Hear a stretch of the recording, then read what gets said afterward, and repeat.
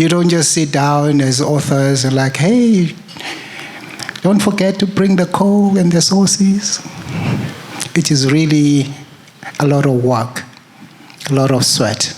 So may I just ask all of you to give a big applause to the authors, please.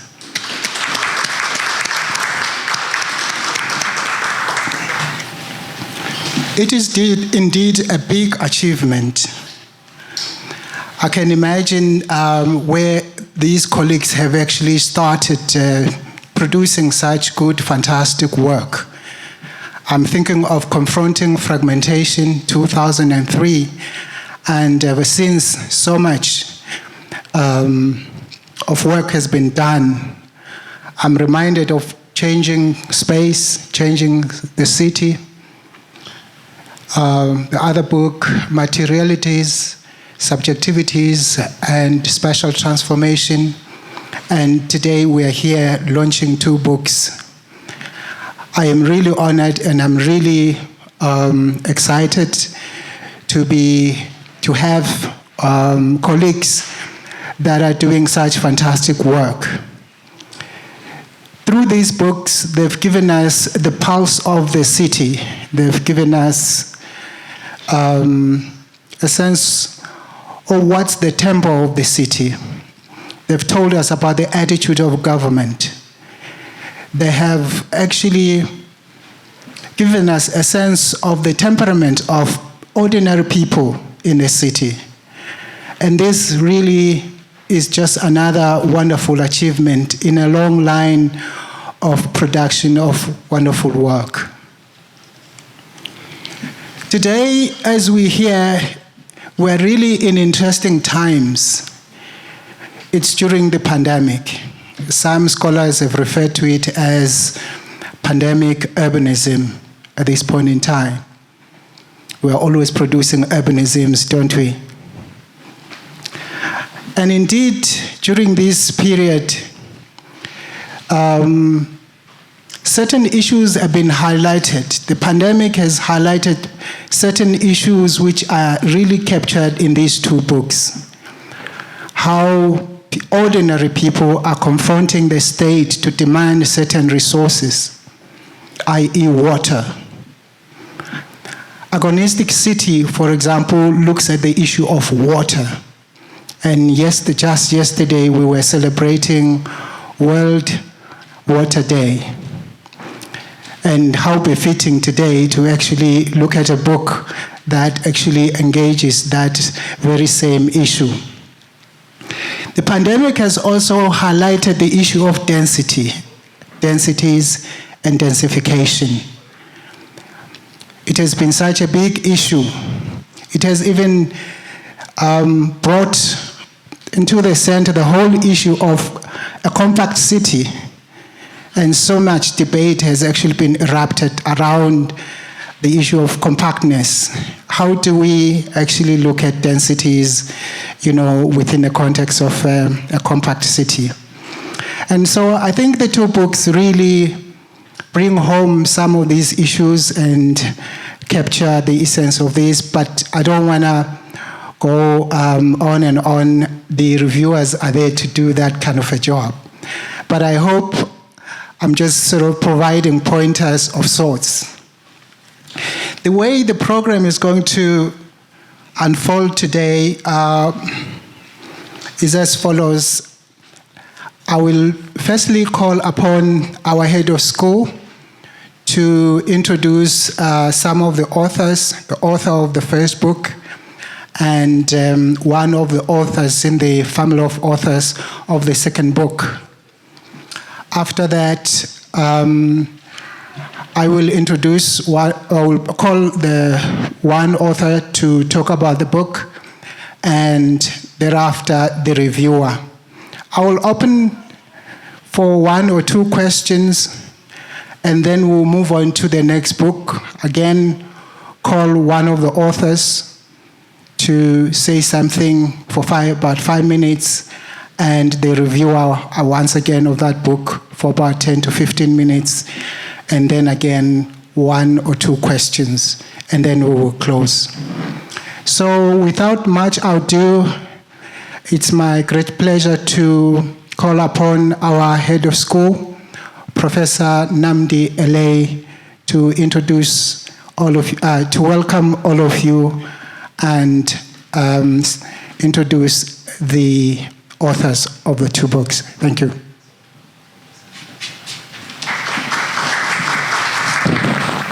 How wonderful it is to be amongst colleagues. When I received the invitation about this occasion, the thought that came to my mind was, aha, we also advocates in the community are able to use a pandemic, a plague, to create something meaningful, to interrogate the spaces of everyday lived experiences. And above all, to assure each other that it's been a long journey, but it will be all right.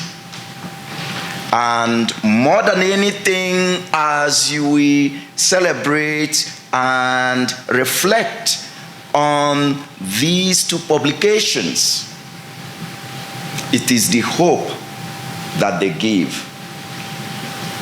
It is the questions that they raise. And it is the answers that we shall continue to ponder that we will take home as the food for thought. Two books being launched simultaneously is a luxury and a great opportunity. The Agonistic City, State Society Strife in Johannesburg. Now, I would almost like to say that considering the environment, the experiences we've been in the past couple of days, few weeks, school opening, it is the befitting title to reflect on, because everything that Fana has said, the Agonistic City, the students, for me, remind me about the significance of what this book could be telling us. I would like to introduce Lai Pernegger, who completed her doctorate and postdoctoral fellowship at SOAP, supported also by the Life in the Cities program managed by this School of Governance. Lai has over 25 years of project program and strategic management experience in complex built environment and socio-economic initiatives in national and city governments. She is currently an advisor on urban development and local government matters to the National Treasury of South Africa. The book is an exploration of the realities and potential of states' agonistic practices in response to service delivery strife from 1996 to the current day in Johannesburg. It is extremely relevant in the context of ongoing stress and tensions in the city. I might append in the university and in educational institutions around the country. Lai, thank you for the book, The Agonistic City, State Society Strife in Johannesburg. I would also like to introduce or say a word or two about the second book, which is even what makes this occasion far bigger than I had even anticipated and happier. Densifying the City, Global Cases and Johannesburg. Edited by Margot, by Alexandra Appelbaum, Margot Rubin, Alison Todes, Philip Harrison, and it was also a book with contributions by multiple authors. I would also like to add that families of the authors are here. Alexandra's parents are here, just met them. Alison and Adrian, welcome. Why are they important? The author alone doesn't write the book. The book is a family business. Everybody sacrifices, everybody loses time, everybody is brought into it in the discussions at the moment of finalizing of agony. So welcome and thank you to the families that are here. Alexandra Appelbaum is completing her PhD at the University of California at Berkeley and is also lecturing there. There are 25 chapters in the book, and the book couldn't have come out at an auspicious moment. From the very moment the title came to my attention, it was about what do we do how we are being told to keep distances, and then there is the interrogation of density. It was almost prophetic.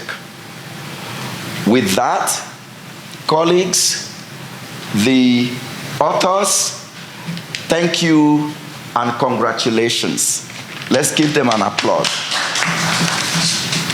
Thank you, Prof. Ale.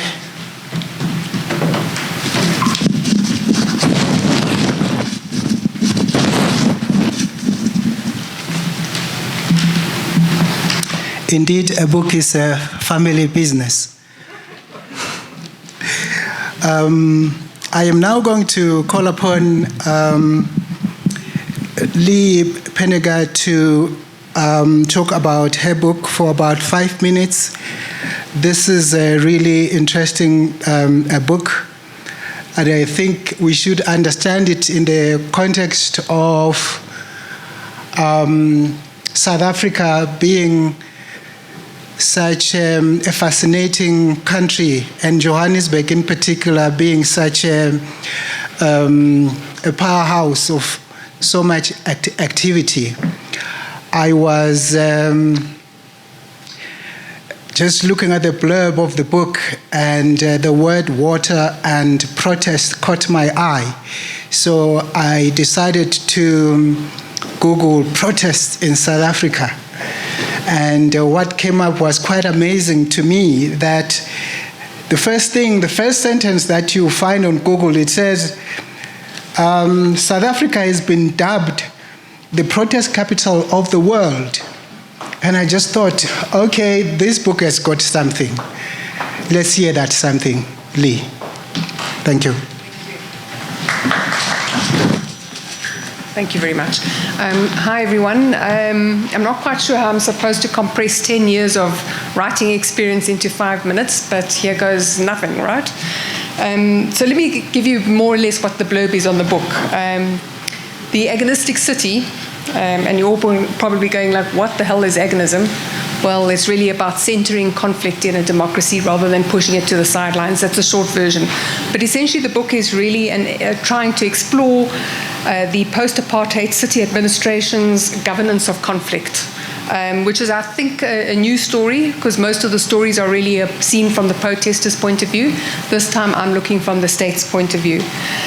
And I look at Joburg specifically, the local state, and I look at from 1996 to 2015 as it relates to service delivery protests and the shifts in city policy in response to those protests.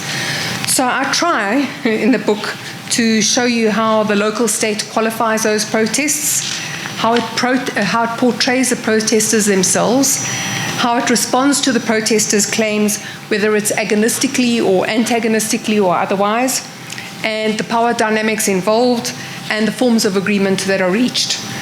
And I try to do this through the telling of a set of in-depth stories, which you could read as standalone stories or a set of nested stories. And each story covers different parts of the city, different people, and different protests, all dealing with service delivery. So I look at the story of agonism in public practice. I look at the story of the intersection of conflict and governance over time in Johannesburg generally. I look at the story of the water wars in Orange Farm, the story of the informal trading struggle in the inner city, of which I was probably part of in the early 1990s. Well, wasn't probably, I was part of it. And then the story of the billing backlash by middle-class suburbia, because we can't forget that even the middle class are part of the city, and they also have some protests that they want to air. And I try to end with a consideration of what the practical prospects of agonism might be for local government, and for the possible ways of regarding city strife in the practices of governance as a constructive rather than a destructive force for change, and also as a way to realize democratic ideals for ordinary citizens, whether they are people in Orange Farm or in the inner city or in middle class Parkhurst. Of course, as anyone who works in cities or writes about them knows, these stories can never be complete, but I hope they tell you more about governance in Johannesburg, agonism and service delivery protests. So that's my 2 minutes or 3 minutes, I hope.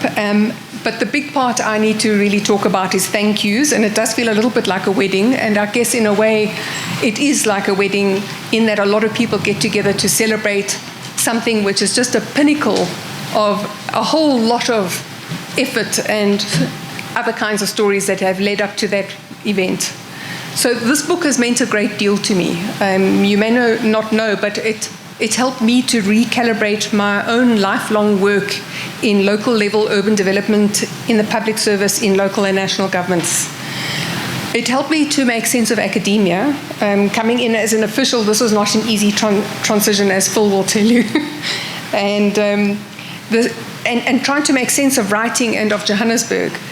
And it keeping me going when my bank balance and my energy were flagging while I was writing the doctorate itself and then the book.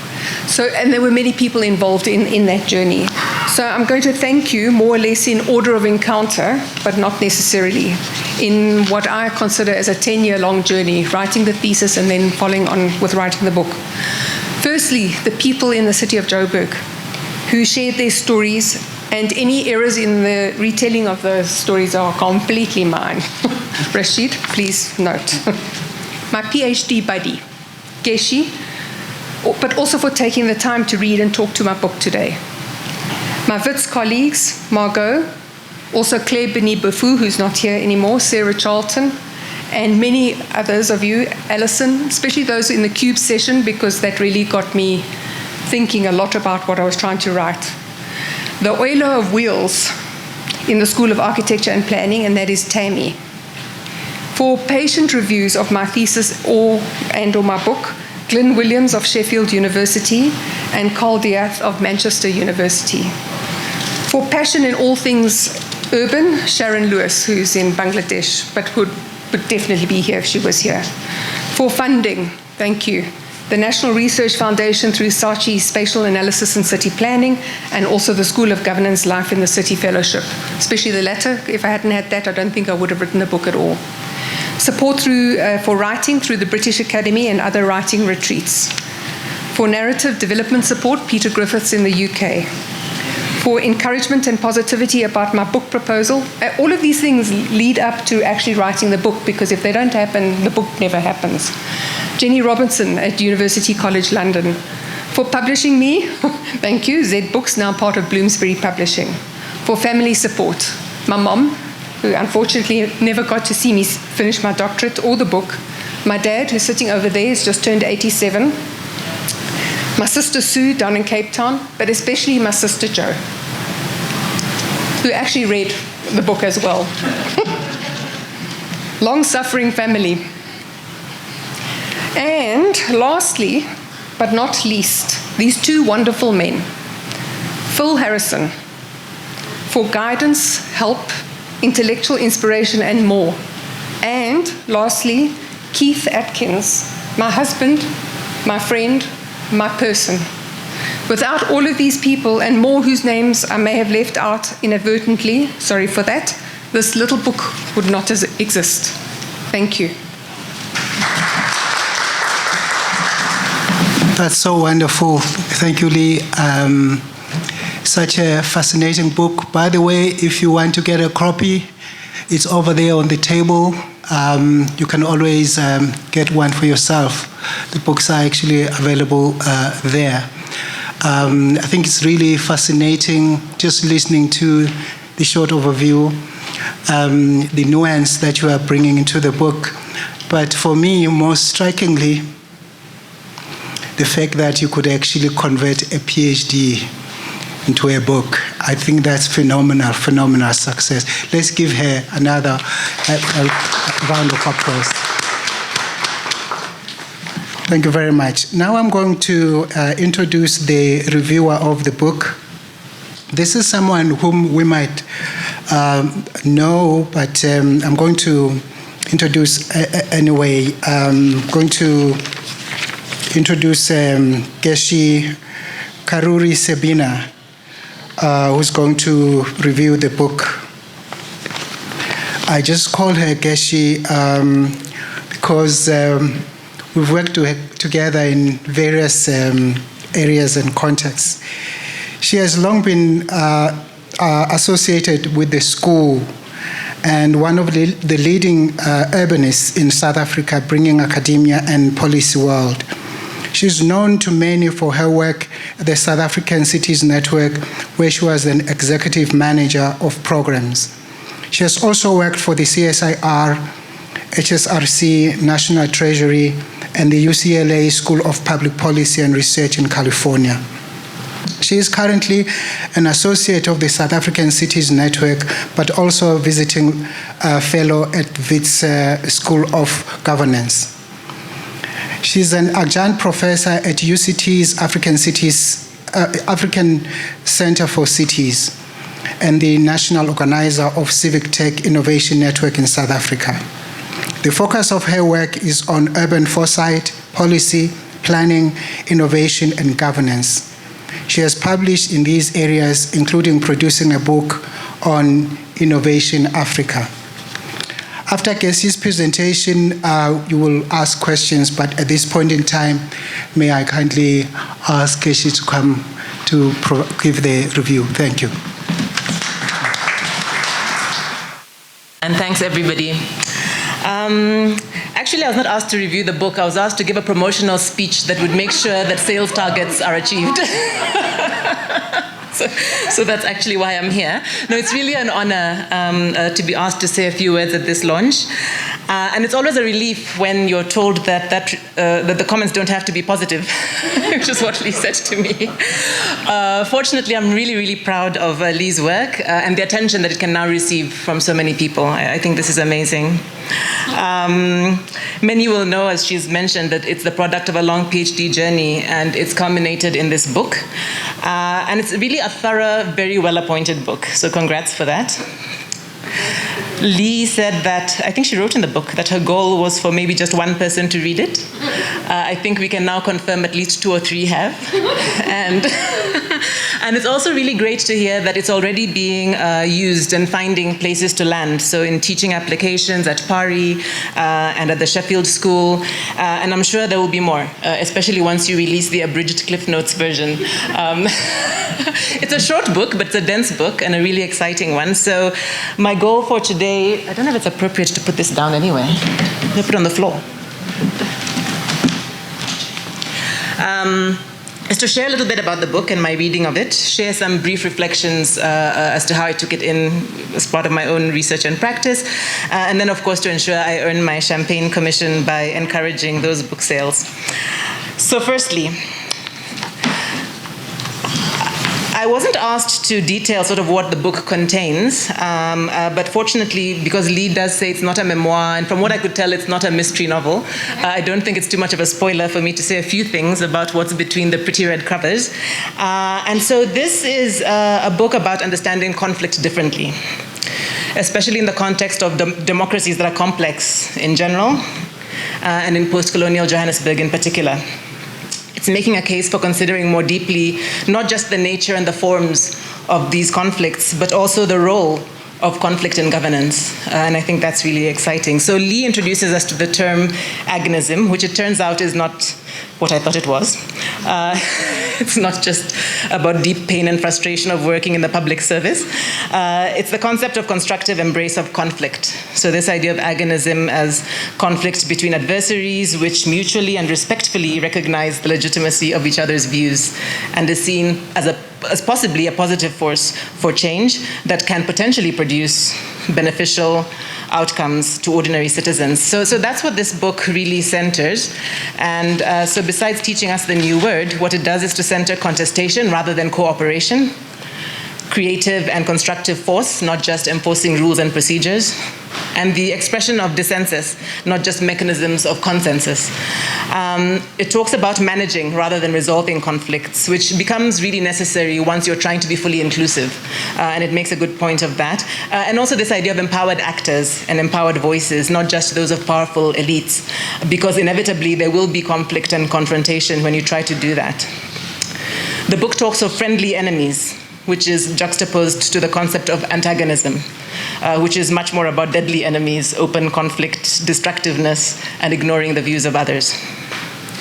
The distinction between antagonism and agonism, though, the book acknowledges, is sometimes hard to differentiate, and I think that I appreciate it. And Lee actually explores that there are also roles, in fact, for antagonism as a driver of change, and I think that's a nice nuance in the book. And then importantly, that agonism is not necessarily a fix. So this isn't a book about preaching. And in fact, I like that both books are question mark books. I'll come back to that. So it would be wrong to conclude that this is a book actually preaching agonism. What it actually does is much more complicated, and that it does indicate that even with agonistic forms of governance, the conflicts can in fact deepen, trust can be lost, litigation can follow, but there is the potential of silver linings, and that's what it talks on. So Lee already gave a quick overview of the book in terms of its form. I'll very quickly just run through that. She frames a conversation around strife, protest, and the state, and what that looks like. So the social inequality, failures in democratic systems, an increasingly urban focus to these issues, but it's also painted very much as a global trend and a global phenomenon, and that's quite useful. She then connects that to the proposition around agonism, and then offers these three really fabulous and detailed case studies, these stories about different areas and dimensions of state-society strife. So it's the water wars in Orange Farm, and she's given us the dates, and that's about informal settlement residents. Creating the impression of a violent and ungovernable city, and how the state responds to that in ways that, in fact, over time, appear to, in fact, attempt to address the issues in ways that are interesting but also complex.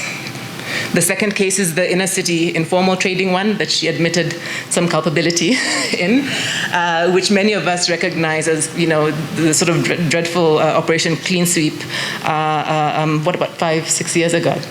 And there you see, again, the state being forced to see an issue as being more than just about urban management, and really being about quite deep and wide-ranging economic, social, and spatial issues. And so the processes that led up to that, the solutions that created other problems, and just all of the issues that went around that. 50 protests, and still ongoing just around that issue. So these aren't cases about a single case of conflict or a single case of protest. And then finally, the billing crisis.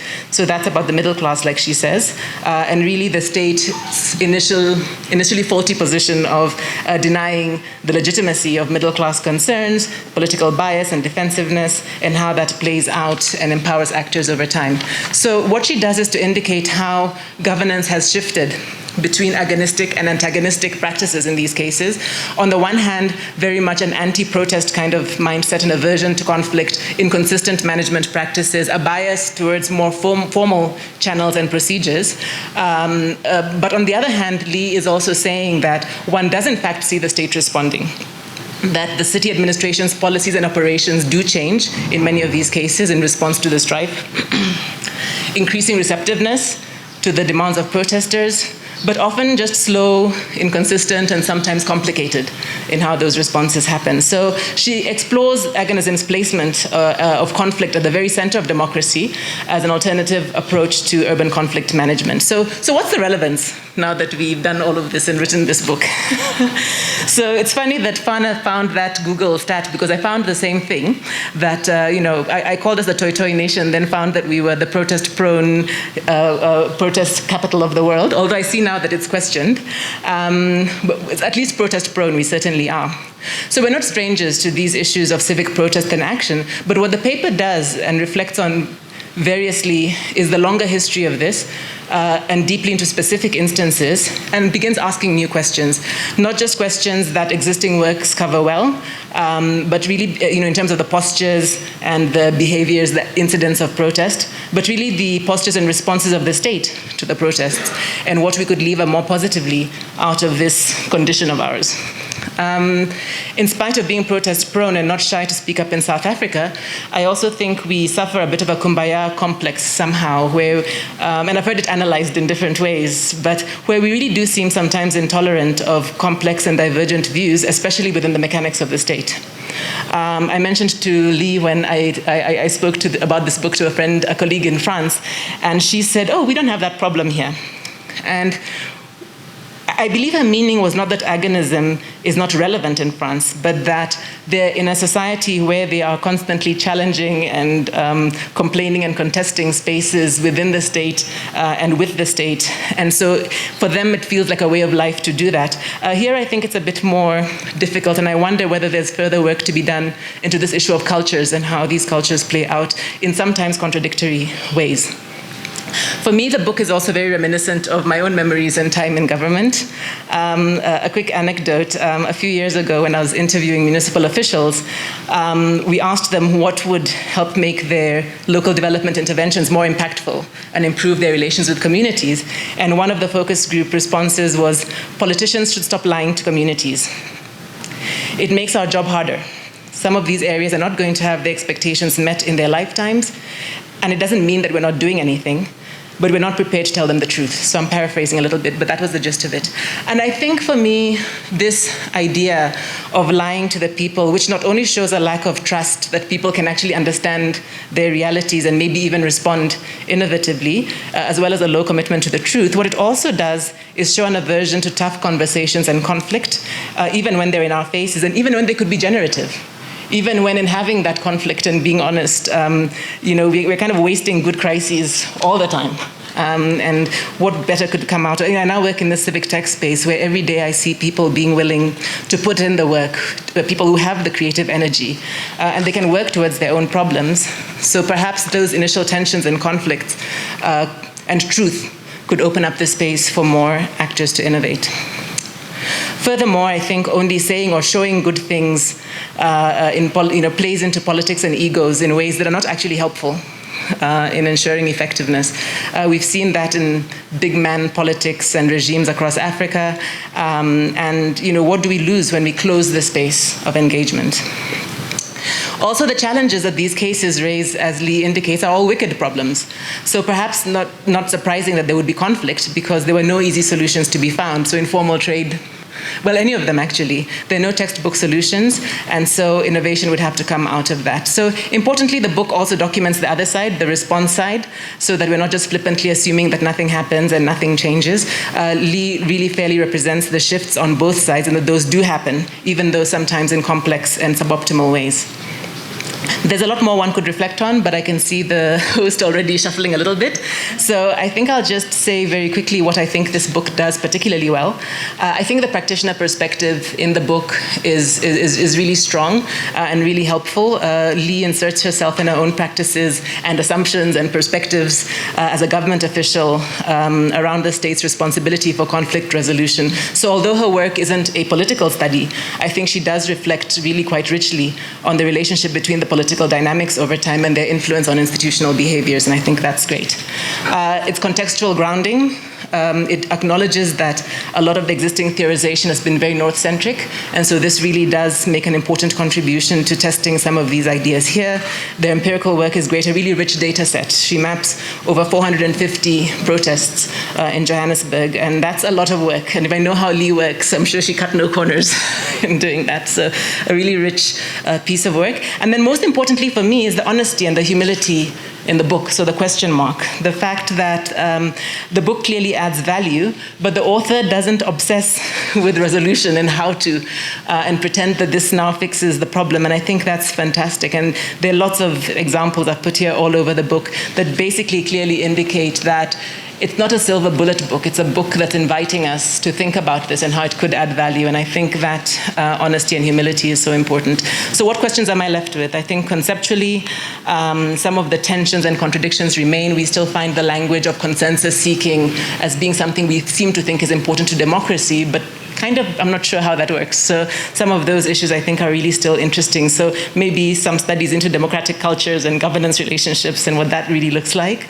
I think the book is really meticulously ordered, as only Lee could do.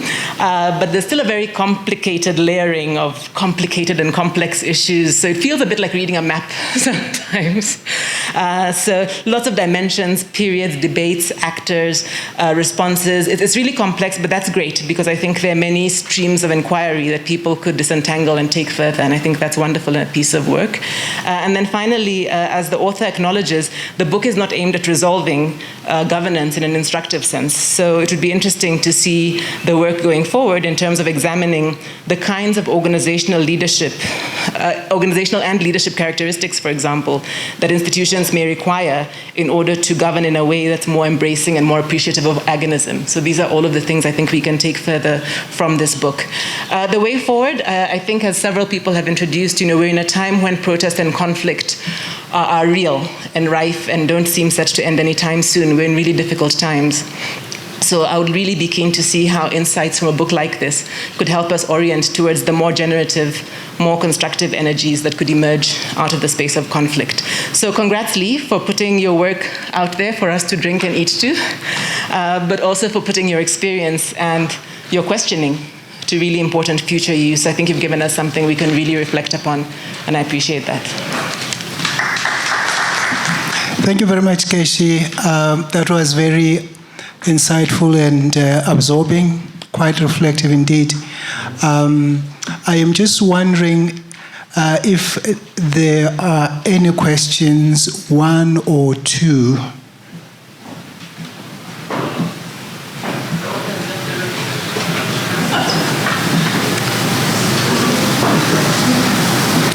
We have a mic over here if you want to talk.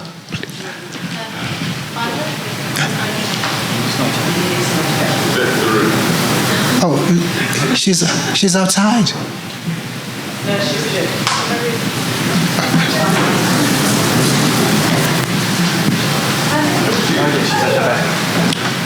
She's at the back.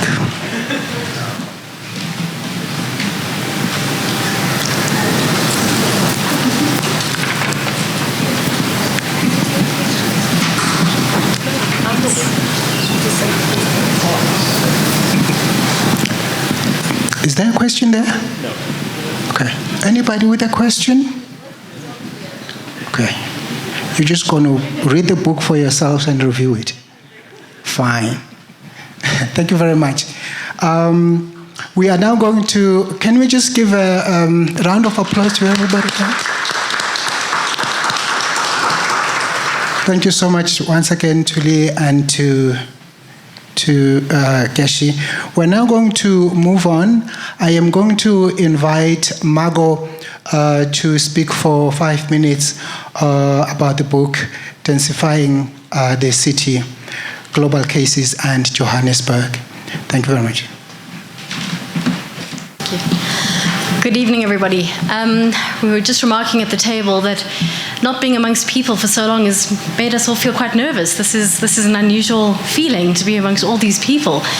And also to start speaking without saying, "Can you hear me? Can you hear me?" is also quite a nice change. So I'm sure you can hear me. Thank you.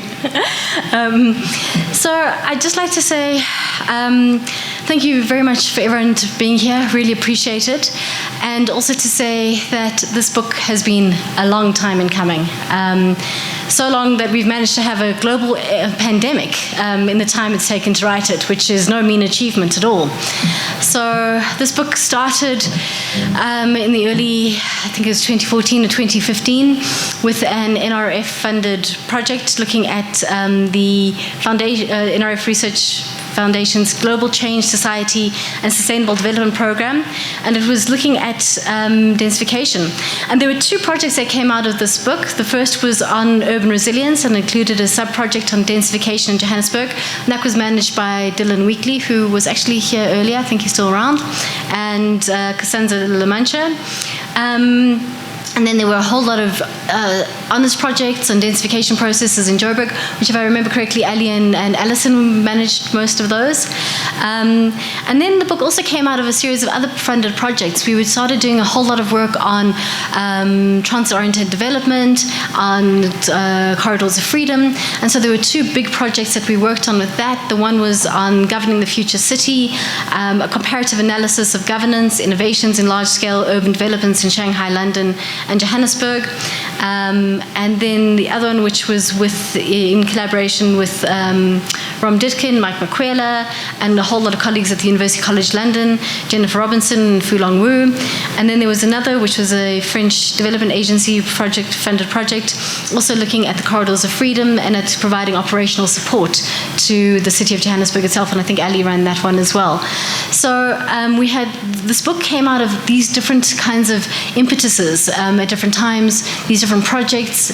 And then in about 2017, we had a workshop which included some of the work that we'd been doing with our BRICS colleagues and a whole lot of different people who were contributing to the book, or at that point potentially contributing to the book.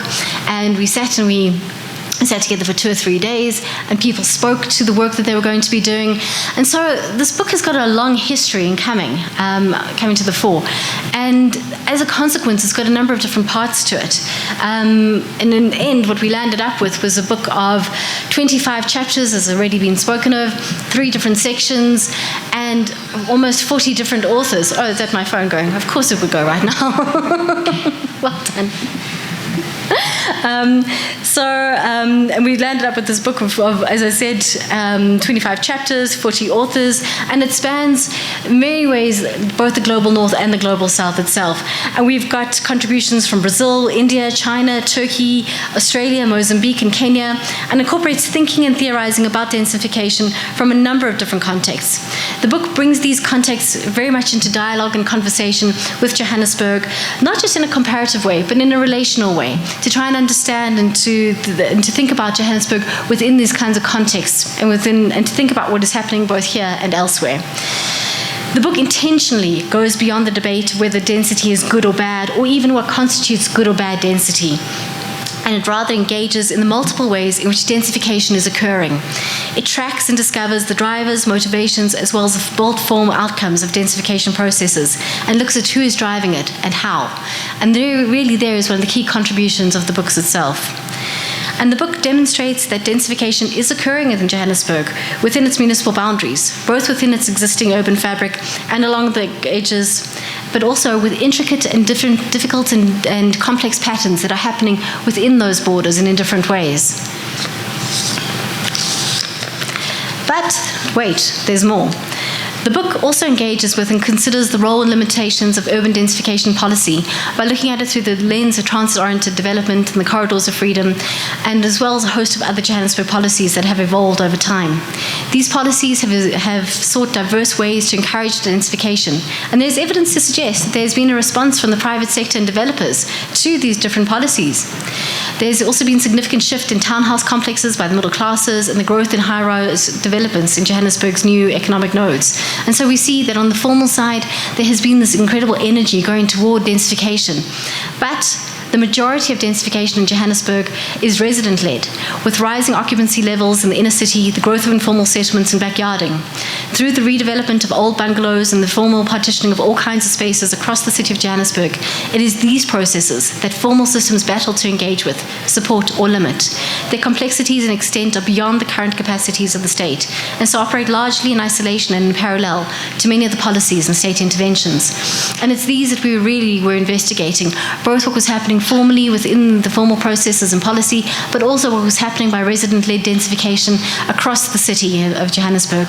And so the book tells these stories of large-scale densification changes across municipalities and metros, narratives of private developers in the corridors of freedom, and the burgeoning economic nodes of the north of the city.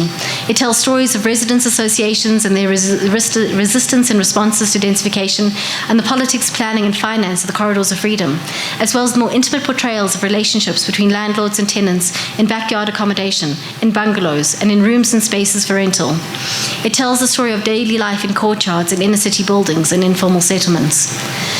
But what we offer is by no means a complete or comprehensive story, but rather it is the beginning of an offering of perspective from the global south. And that's what we tried to do, was just to begin a conversation, and hence the question mark again, are we densifying the city, and what does that look like? So having said all that and given you a short overview of the book, there are a lot of thanks that we need to say. So we need to say thank you very much to the individuals who reviewed our book, to Professors Alan Maven, Lachna Murray, to Jennifer Halton and Richard Ballard, who gave generously of their time.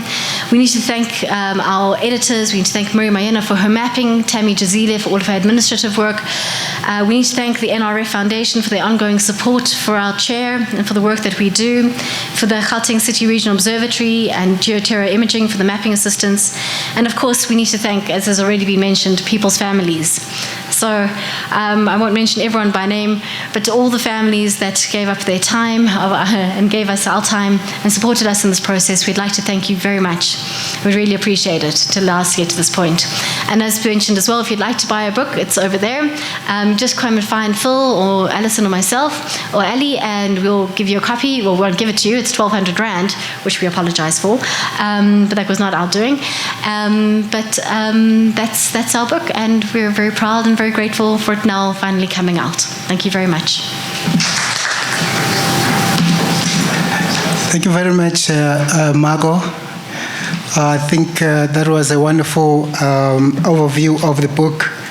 Indeed, it has so much to offer. It's a phenomenal achievement. 25 chapters, so many authors, 40 authors, with it's offering perspective from different parts of the world. So it's such a rich book. What was striking for me just looking at the book is do you call it suicide building? Look at the cover. It used to be called, perhaps informally called suicide building. It's such a fantastic book. I just had an overview of it and read the first chapter. It's well edited. Such phenomenal achievement.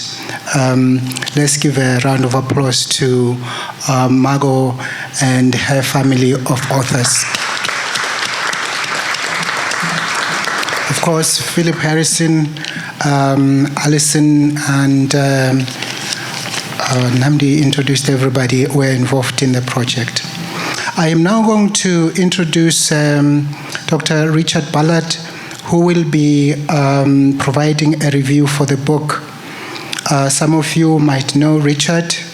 He's very well known to all, if not most of us, and closely associated with the school. He has been an active partner in the running of the Faces of the City seminar series for years, and has collaborated with a number of us on research projects, as well as contributing teaching and supervision to the school, as well as external examining, in fact.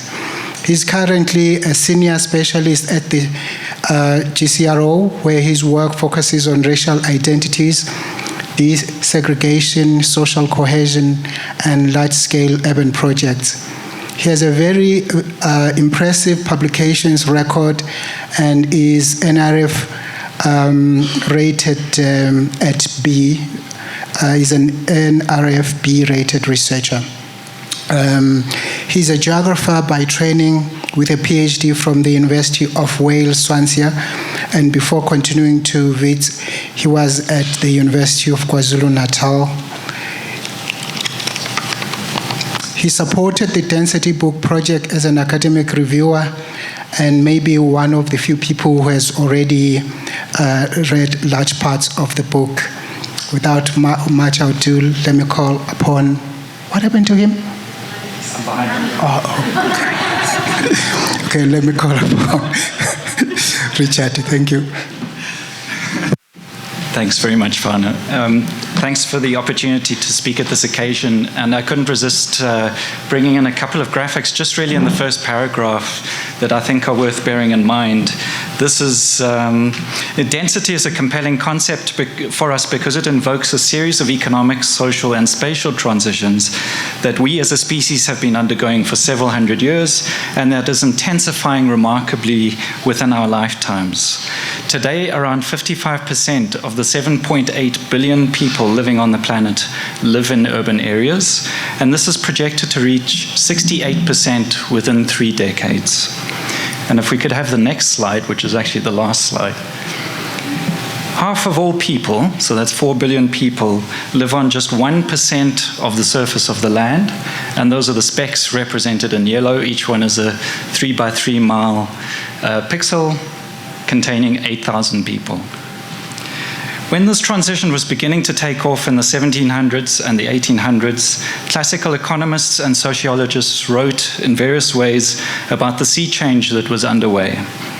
They noticed that where people were once engaging in general work to produce for their own needs in rural contexts, they were increasingly engaging in specialized work to produce for other people and to use the money they earned from doing so to meet their own needs. On one hand, this creates enormous potential for large populations to participate in the economy, for increasing productivity, and for the production of financial, material, and cultural wealth. On the other hand, the highly mediated relationship between people and the things that they need to survive produces enormous vulnerability. People who live in cities depend on complex systems to produce and distribute food, water, energy, shelter, transport, and jobs. Perhaps the key vulnerability is the way in which more powerful groupings within society are able to capture the dividends of density for themselves. Many urban residents live very well. However, large populations of people in the world are caught in a situation where they're unable to produce for themselves because they live too densely for that to be an option. And they're also unable to find the kind of work that will generate enough income for them to have a reasonable standard of living. Density, then, is not merely a technical consideration, it's an existential one.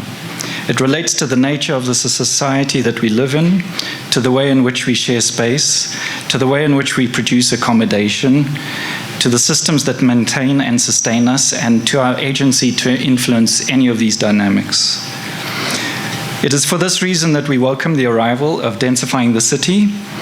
This volume delivers a wealth of studies to help us disaggregate the concept and to understand its nature, its causes, and its effects. The structure of the book is a model for how to do comparative urbanism. The volume, as we've heard, originates with an interest in density in Johannesburg, but does not allow that interest to produce a singular focus on just one city. It has a cosmopolitan sweep of cases, including Sao Paulo, Curitiba, Istanbul, Delhi, New Delhi, Beijing, Nairobi, Maputo, Sydney, and Cape Town. And Johannesburg itself is treated as a varied phenomenon with a comprehensive set of chapters on specific densification processes that are unfolding. And it contains a set of chapters on efforts by authorities to shape and direct densification processes. From this base, it develops a number of cross-cutting insights, and for the purposes of these remarks, I will note just 3 of these.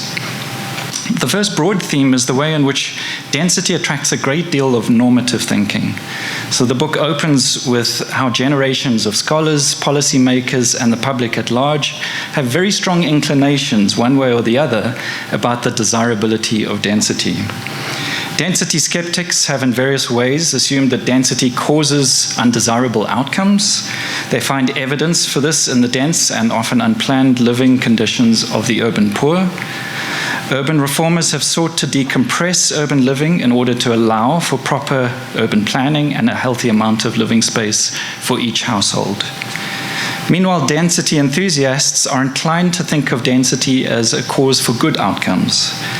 A length of piping or road can benefit more people when they live closer together. Denser conditions allow for public transport, whereas those living in sprawling suburbs depend on cars. An enterprise can source inputs from nearby suppliers, and in turn they can provide their goods and services to a large pool of customers who are in easy reach.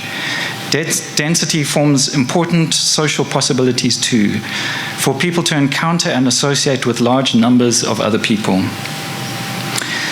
The book observes that this essential tension often gets accommodated today by those who distinguish between good density and bad density. For them, good density is a byword for well-planned spaces, while bad density is unplanned.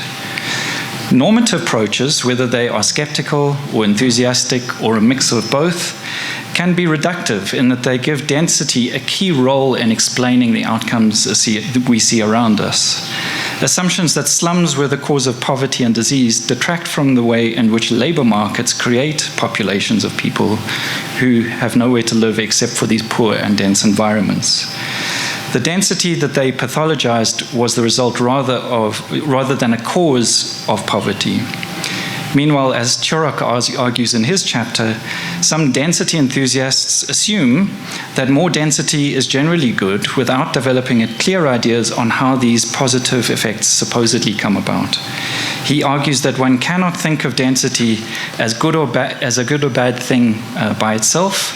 We have to place it alongside other characteristics of urban forms: economic density, household size, the exchange value of property in the area that we're talking about, the income of residents, and so on. Another limitation of normative thinking is that it sometimes implies that we as a society should be able to choose the most optimal density as if from a menu. So the second key insight of the book is the way in which density patterns are shown to emerge from an enormous variety of actors engaged in the production of space. These actors are responding to a variety of incentives, few of which are really concerned with the achievement of the best kinds of density in society. States are certainly one component of this broad set of actors. Anti-density governments, including the many white minority governments in this country historically, have attempted to redirect settlement away from where it would have occurred organically. The post-apartheid state has been driven by a quite different imperative, the need to build housing at scale, and it has found it easiest to do this on the available land on the periphery. Together, legacy townships and new human settlements mean that Johannesburg's supposed satellite settlements are some of the densest parts of the city. Meanwhile, city governments in Johannesburg, Sao Paulo, Curitiba, and other case studies have developed mechanisms to contain growth and direct development to the urban core. They use mechanisms such as defining urban edges, beyond which they will not grant permission to develop, and encouraging densification along transit corridors and nodes. In addition to state actors, the book breaks open a much wider variety of processes that produce urban space. These include the unplanned settlements in New Delhi, multi-story tenements in Nairobi, peri-urban settlement in Maputo, subletting in the inner city of Johannesburg, the occupation of factories in Marlborough South, the construction of backyard rooms in townships and low-cost housing settlements, the construction of townhouses for middle-class occupants, the creation of high-rise and high-end accommodation in key nodes, and so on. Although the state attempts to set the terms of urban development, a large number of those who generate space for occupation do so informally. This is a key argument of the book, without any planning approval process. And even those who do gain planning approval are not necessarily following the spirit of urban policy as it is laid out. Particular chapters in the book also show how density patterns are shaped by vested interests who seek to manipulate the urban environment for their benefit. For example, relatively well-resourced neighborhoods can resist densification that would incorporate middle-class residents. These studies are then well placed to name the real-world effects of density beyond the expectations of skepticism or enthusiasm. As the contributors note, variations in density have no clear relationship to living standards by itself. So the third broad cross-cutting theme is that density and densification can cause non-linear and sometimes counterintuitive kinds of outcomes. For example, the volume considers whether densification really does enable inclusion. Contributors note that some policies intended to foster spatial inclusion do not achieve their stated aims, in that the poor remain unable to access the densified spaces. A great deal of the compaction that has occurred in places like Johannesburg has been private sector led and makes no promise to include the poor. And even where poorer residents are able to access accommodation in the urban core, for example, through subdivision of flat units, this can figure in very ambivalent ways in their lives. They gain access to the city through cheap accommodation, but they're alienated through the insecurity produced by the place that they live in. I would like to congratulate the editors and the contributors for this remarkable volume. We do not take for granted the very hard work and the fine intellect that has gone into it, and I have no doubt that it will quickly become a key reference in our field. Thank you. Thank you very much, Richard. That was very informative and very reflective indeed. And I don't want to spoil that. So I'm just going to once again ask if there are any questions from the audience, one or two.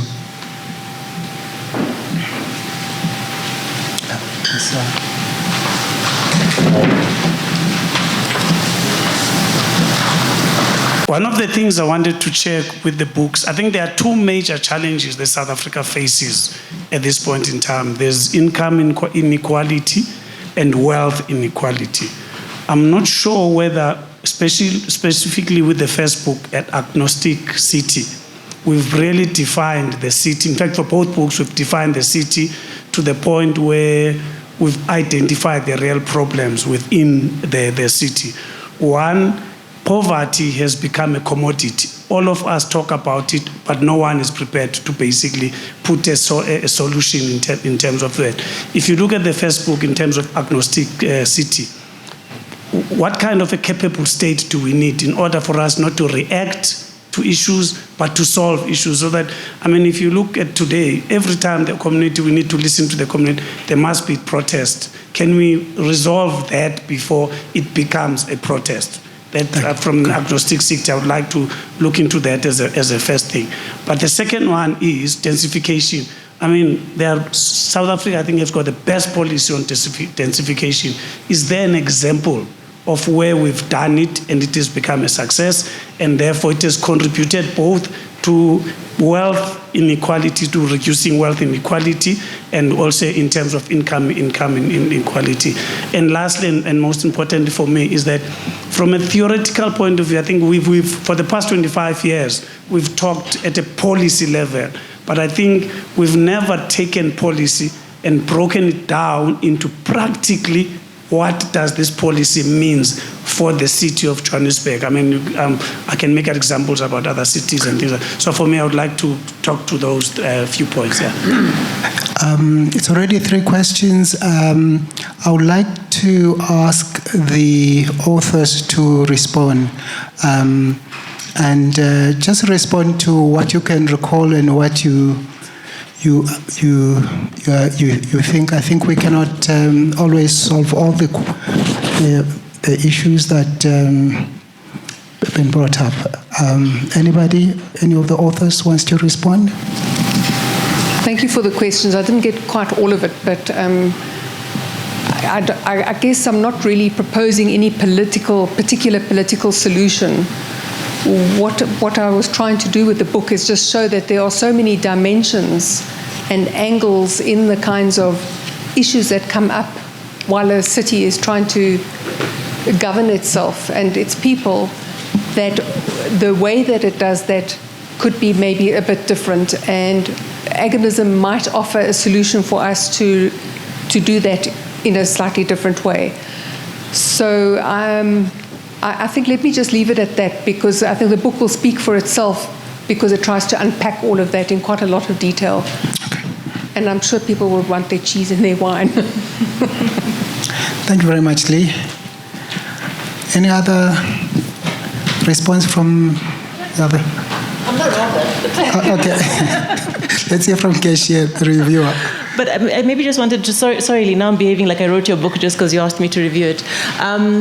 I think there's some interesting cases that do speak to the issues you're raising in Lee's book. So, for example, when she has the case study on Orange Farm, one of the issues she explores there is that there's nothing quick about addressing deep-seated issues of poverty and inequality, and therefore part of what causes the conflict, in fact, is that there isn't a quick way to address it. And she, I think, really maps out quite nicely how in that case, over time, one begins to see how, in a very sort of painstaking way, one is beginning to address those root cause issues, but therein lies then the perpetuation, if you want, of conflict about how much time it takes and the processes and maybe poor communication and all sorts of other things that happen. So I do think that one of the points she specifically makes in the book is that there are deep-seated issues, and when you get to those, instead of the issue people may be protesting upon that day, in a way that's telling, but that's also part of the issue. So I don't think the book dodges those deep-seated issues. In fact, I think it tries to engage quite directly with them. Thank you very much, Keshi. Margot?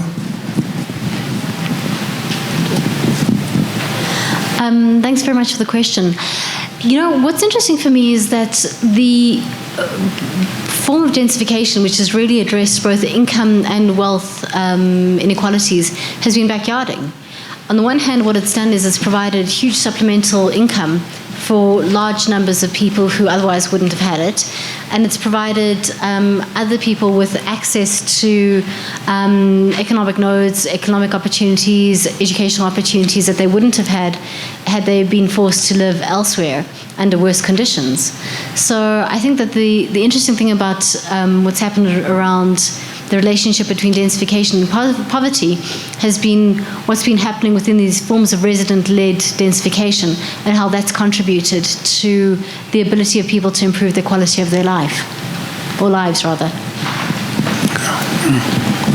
Thank you. Any other question? Just one more? If you've got a burning question. Okay, I don't see any hand. I think we've come to the end of the launch. I would like to take this opportunity on behalf of the book authors and the entire fraternity of the school to thank everybody for coming to the launch of these books. Thank you once again to the authors for giving us food.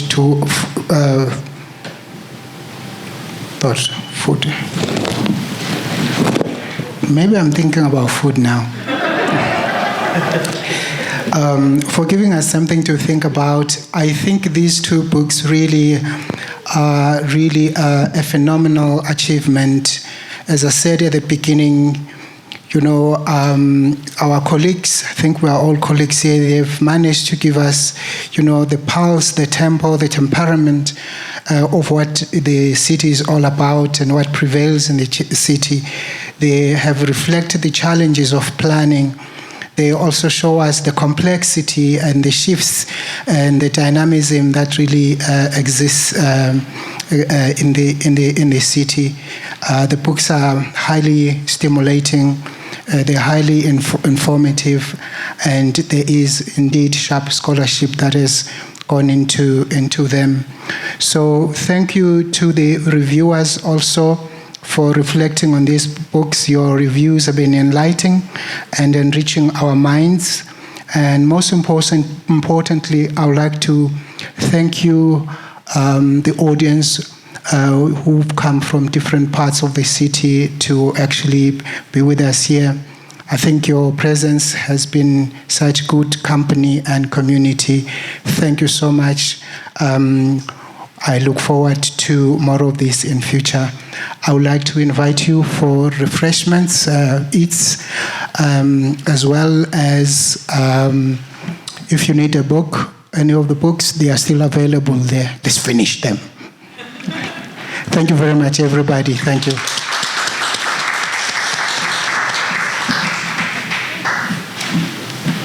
Refreshments are available.